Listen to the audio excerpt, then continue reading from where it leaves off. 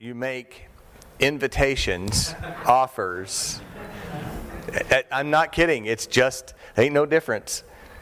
And one of the first things you heard, the same exact thing. This kind of natural, natural critter just immediately began with the, do you know anybody?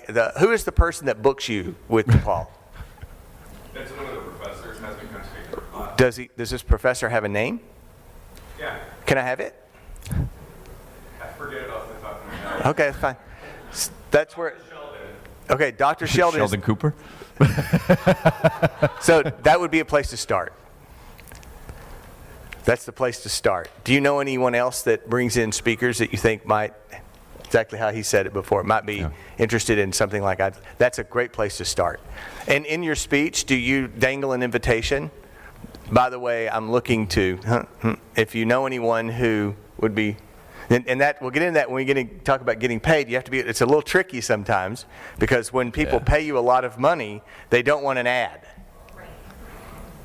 And some people will say that, I always counter any amount of money. Like I turned down $10,000 to get for a less than 30-minute speech in favor of making FOT offers.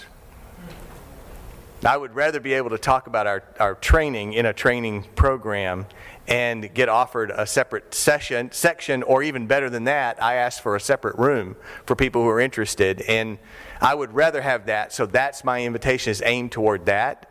But if they want to pay me off, I'll do that. In some situations, I've turned down more this year than ever before.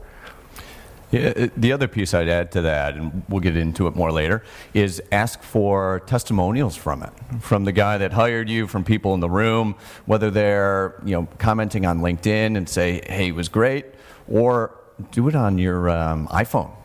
When you're right there, hey, do you mind saying a few words on what you thought of my speech? Because now you've got some credibility and social proof.